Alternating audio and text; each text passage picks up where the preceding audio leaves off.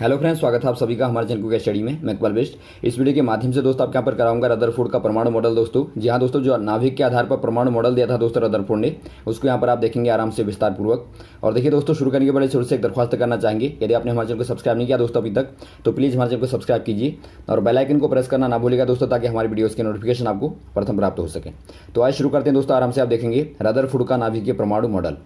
यहाँ पर देखिए दोस्तों, इन्होंने सर्वप्रथम क्या किया था, एक एक्सपेरिमेंट किया था दोस्तों। तो उसी के आधार पर जो मॉडल दिया था वो आपका निकलता है। तो पहले दोस्तों हम यहाँ पर एक्सपेरिमेंट को समझेंगे, उसके बाद में दोस्तों मॉडल को बताएंगे।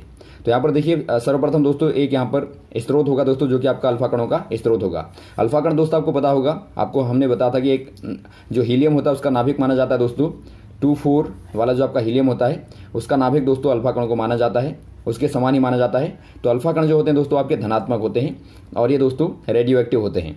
अब यहाँ पर देखिए दोस्तों, एक अल्फा कण का स्रोत आपने ले लिया, कोई भी सोर्स यहाँ पर लिया आपने, और उसके बाद में यहाँ पर देखिए बीच में आपने लेड का प्लेट यहाँ पर लिया, जो कि दोस्तों एक प्रकार से यहाँ पर इनको थोड़ा सा धीमा करेगा। उसके बाद में दोस्तों यहाँ पर देखिए एक सोने की क्या है दोस्तों, पतली सी एक स्लेट है, आप याद रखेंगे।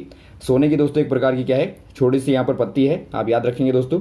गोल्ड फॉइल है, इस पर ये आपकी किरणें जो है पड़ेंगी, इन पर पड़ेंगी दोस्तों। तो बाहर से यहाँ पर देखिए एक दोस्तों आपका फोटोग्राफी प्लेट यहाँ पर लगाया गया है। ये क्या करेगा दोस्तों, जैसे यहाँ पर देखिए अल्फा कण यहाँ पर टकराएंगी तो ये प्रदीप्त होगा। प्रदीप्त मतलब चमकेगा वहाँ पर, तो उससे आपको आभास हो जाएगा कि यहाँ पर आपका अल्फा कण निकला है। तो इस प्रकार से आपको यहाँ पर एक प्रकार से पहले मॉडल को समझना है, जो आपकी सामग्री है वो आपको समझना है। अब यहाँ पर देखिए दोस्तों परिणाम क्या होते हैं, जब यहाँ से अल्फा कणों की बम्बार्टमेंट की गई उसके बाद में क्या परिणाम मिले, ये आप देखिए यहाँ पर। सर्वप्रथम दोस्तों यहाँ पर देखिए अधिकांश जो आपके अल्फा कण होते हैं सोने की पत्ती से विक्षेपित हुए बिना ही निकल गए। विक्षेपण मतलब दोस्तों आपका जो कि एक प्रकार से विपथ होना दोस्तों, एक प्रकार से मार्ग से हटना आप कह सकते हैं, या फिर आप कह सकते हैं दोस्तों एक प्रकार से इनका इधर उधर की ओर दोस्तों बहकना। अब यहाँ पर देखिए दोस्तों विक्षेपण में यहाँ पर देखिए अधिकांश जो है बिना विक्षेपित हुए, अर्थात दोस्तों आराम से निकल गई। मान लीजिए यहाँ पर से कोई अल्फा कण आता है तो वो दोस्तों बिना विक्षेपित हुए आराम से निकल जाता है। तो ये आपका पहला वाला पॉइंट आया। बहुत कम अल्फा कण बहुत छोटे कोण से विक्षेपित हुए, अर्थात दोस्तों बहुत ही जो आपके कम अल्फा कण थे वो बहुत छोटे कोण से विक्षेपित हुए। मतलब दोस्तों मान लीजिए आपका यहाँ से कोई अल्फा कण आया और थोड़ा सा दोस्तों बीच में टकराया कहीं से, तो हल्का यूँ दोस्तों छोटे से एंगल में विक्षेपित हो गया। तो ये आपका यहाँ पर दूसरा परिणाम है। उसके बाद में दोस्तों एक परिणाम आता है कि बहुत ही छोटे कण, अर्थात दोस्तों 2000 में से लगभग एक आपका कण जो है पीछे को लौट जाता है, अर्थात दोस्तों आपका 180 डिग्री के कोण से विक्षेपित हो जाता है। कहने का मतलब है मान लीजिए आपका यहाँ से कोई अल्फा कण आता है इस मार्ग से और टकराता है दोस्तों बिल्कुल इसी मार्ग में वापस आ जाता है। तो कहने का मतलब है यहाँ पर कोई बहुत ही मजबूत और बहुत ही स्ट्रॉन्ग दोस्तों कोई माध्यम है, इससे टकराने के बाद में सीधा ही प्रतिकर्षित होकर वापस आ जाता है। अब यहाँ पर देखिए इनके दोस्तों आपके निष्कर्ष क्या निकले, उसके बाद में आपको मॉडल बताते हैं। दोस्तों यहाँ पर देखिए निष्कर्ष क्या निकला। पहला निकलता है दोस्तों परमाणु के अंदर अधिकांश स्थान खाली होता है, रिक्त होता है। आपने देखा दोस्तों बहुत सारे अल्फा कण जो हैं वो सीधे गए, बिना विक्षेपित हुए दोस्तों निकल गए। तो इसका मतलब क्या है, अंदर जो होगा दोस्तों एक परमाणु के अंदर बहुत सारा क्या होगा, रिक्त स्थान होगा, खाली स्थान होगा। उसके बाद में यहाँ पर देखिए कुछ ही धनावेशित अल्फा कण विक्षेपित हो पाते हैं, अर्थात दोस्तों बहुत ही कम जो आपके अल्फा कण थे वो आपके विक्षेपित मतलब दोस्तों आपके विपथ हो पाते हैं, मार्ग से हट पाते हैं, बहुत ही कम दोस्तों। ये विक्षेपण अवश्य ही अत्यधिक प्रतिकर्षण बल अर्थात दोस्तों रिपल्सिव फोर्स के कारण होगा। रिपल्सिव फोर्स कहने का मतलब है दोस्तों मान लीजिए आपका कोई धनात्मक यहाँ पर आपका आवेश है और यहाँ पर भी दोस्तों अंदर भी आपका धनात्मक आवेश है, तो दोनों के दोनों आपको पता होगा दोस्तों आपके समान जो आवेश होते हैं उनमें क्या होता है, प्रतिकर्षण होता है दोस्तों। एक प्रकार से ये एक दूसरे को धक्का देते हैं। तो इस प्रकार से कुछ होगा, ये कंडीशन आपको पता लगती है यहाँ से।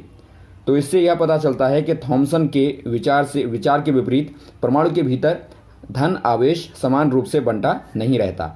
अब यहाँ पर देखिए दोस्तों आपका थॉमसन मॉडल भी इन्वॉल्व हो गया। थॉमसन मॉडल में दोस्तों यहाँ पर कहा गया था कि जो परमाणु होता है उसके अंदर में धनावेशित कण समान रूप से फैले रहते हैं, ये कहा गया था। जबकि दोस्तों यहाँ पर आपने देखा कि बहुत ही कम कण विक्षेपित हो पाते हैं। तो इसका मतलब है जो आवेश है वो बहुत कम स्थान पर है, अर्थात दोस्तों अधिकांश तो खाली ही है, तो इसका मतलब समान रूप से नहीं फैला हुआ है। तो यहाँ पर देखिए इसका यहाँ पर खंडन होता है। उसके बाद में यहाँ पर देखिए धनावेश बहुत कम आयतन के अंदर संकेंद्रित रहना चाहिए। संकेंद्रित कहने का मतलब दोस्तों आपका एक केंद्र पर होना चाहिए। एक प्रकार से दोस्तों आपका देखिए एक जगह पे बहुत सारा ढेर होता है तो उसे आप कहेंगे संकेंद्रित, मतलब इकट्ठा वहाँ पर होना चाहिए।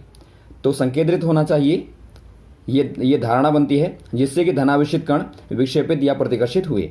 क्योंकि दोस्तों यहाँ पर देखिए प्रतिकर्षण होता है, कोई एक प्रबल आपने देखा था 180 पे हो गया, तो 180 पे होने का मतलब दोस्तों बहुत ही कोई ऐसा यहाँ पर स्थान है जहाँ पर बहुत ज़्यादा धनावेशित कण दोस्तों आपके संकेंद्रित हैं। तो ऐसा कुछ स्थान होना चाहिए जहाँ पर आपका धनावेशित कण दोस्तों हैं, तो ये आपका यहाँ पर निकलता है, धारणा बनती है यहाँ से। अब यहाँ पर देखिए दोस्तों एक छोटा सा आकार के बारे में देखिए, एक धारणा यहाँ पर प्रयोग के द्वारा ये भी दिखाया गया था उन्होंने। रदरफोर्ड ने गणना के द्वारा दिखाया था कि नाभिक का जो आयतन होता है दोस्तों परमाणु के आयतन की तुलना में बहुत ही कम होता है। अब यहाँ पर देखिए दोस्तों इन्होंने नाम दिया था जो आपका बीच में धनावेश है, जो संकेंद्रित धनावेश है, उसे दोस्तों इन्होंने नाम दिया था नाभिक का। तो ये कहते हैं कि नाभिक जो है परमाणु की तुलना में बहुत ही छोटा है।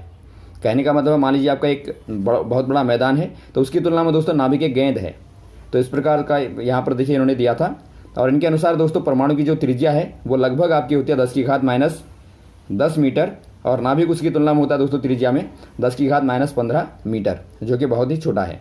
तो ये दोस्तों आपके यहाँ पर निकलते हैं। अब हम दोस्तों मॉडल की बात करते हैं। मॉडल आप आराम से समझ जाएंगे, यहाँ पर तक आप समझ गए तो यहाँ पर देखिए दोस्तों मॉडल में बहुत कुछ है नहीं, वही बातें हैं, लेकिन थोड़ा सा आपको नाम मिलेगा, नया नया यहाँ पर नाम जो आपका दिया गया है। पहला दोस्तों आपको दिखता है कि परमाणु का धन आवेश तथा अधिकांश द्रव्यमान एक ही अल्प क्षेत्र में दोस्तों केंद्रित रहता है। अल्प क्षेत्र मतलब दोस्तों आपका स्मॉल एरिया जो होती है वहाँ पर केंद्रित रहता है। इस अति अल्प स्थान को दोस्तों भाग को क्या कहते हैं, नाभिक कहते हैं।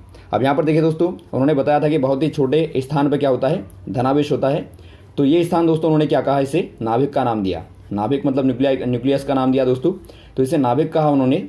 इस पर दोस्तों अधिकांश क्या होता है, द्रव्यमान तथा दोस्तों धनात्मक आवेश केंद्रित रहता है। द्रव्यमान क्यों रहेगा कि दोस्तों आपको पता होगा जो प्रोटॉन होता है दोस्तों उसका द्रव्यमान इलेक्ट्रॉन की तुलना में बहुत ज़्यादा होता है। तो यहाँ पर देखिए दोस्तों जितने भी प्रोटॉन आपके होंगे उनके द्वारा अधिकांश दोस्तों द्रव्यमान किसी भी परमाणु का होता है। और न्यूट्रॉन में भी दोस्तों आपको पता है समान द्रव्यमान होता है, तो दोनों ही दोस्तों आपके नाभिक में होते हैं, तो बहुत ज़्यादा अधिकांश दोस्तों द्रव्यमान इसी के कारण होता है। अब यहाँ पर देखिए दोस्तों नाभिक के चारों ओर इलेक्ट्रॉन वृत्ताकार पथों में, जिन्हें दोस्तों कक्षा कहते हैं या फिर आपके यहाँ ऑर्बिट कहते हैं, में बहुत तेज़ी के साथ में घूमते हैं।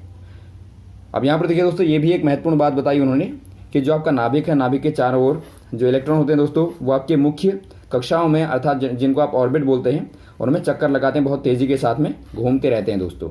अब यहाँ पर देखिए दोस्तों आपको एक धारणा बनती होगी, एक आपके दिमाग में ख्याल आ रहा होगा कि ये जो मॉडल है दोस्तों बिल्कुल सौरमंडल की तरह समान होता है दोस्तों।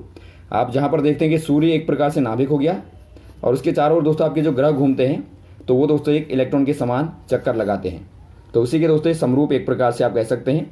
और यहाँ पर देखिए दोस्तों आखिरी वाला क्या निकलता है, इलेक्ट्रॉन और नाभिक आपस में आकर्षण की स्थिति में दोस्तों वैद्युत बलों के द्वारा बंधे रहते हैं। अब यहाँ पर देखिए दोस्तों आपको लगातार पता है कि एक परमाणु का अस्तित्व कब होता है दोस्तों, जब वहाँ पर धनात्मक आवेश होगा बीच में और चारों ओर दोस्तों आपका ऋणात्मक आवेश होता है, और आपस में क्या होता है दोस्तों, उनमें आकर्षण होता है। अर्थात दोस्तों ये धनात्मक आवेश हमेशा ही दोस्तों जो इलेक्ट्रॉन होते हैं उनको खींचे रहता है अपनी तरफ, और वैद्युत बलों के द्वारा ये आपस में बंधे रहते हैं। अर्थात दोस्तों इसी के द्वारा एक परमाणु जो है वो अपने दोस्तों अस्तित्व में आता है, अर्थात एक रूप में दोस्तों आता है। तो ये रहा दोस्तों परमाणु मॉडल रदरफोर्ड का दोस्तों, जो कि आपका बहुत ही महत्वपूर्ण था। इसके आधार पर दोस्तों जो भी क्वेश्चन आएंगे आप आराम से कर लेंगे, क्योंकि आपको इससे नाभिक के बारे में और दोस्तों परमाणु के बारे में, उसकी संरचना के बारे में बहुत सारी चीज़ें मिलती हैं, तो इसीलिए महत्वपूर्ण है। तो उम्मीद आपको समझ में आया होगा। ओके, थैंक्स फॉर वॉचिंग दोस्तों। अब हम मिलते हैं आपको अगले वीडियोज़ में नए क्वेश्चन के साथ में। ओके, थैंक्स, जय हिंद, जय भारत।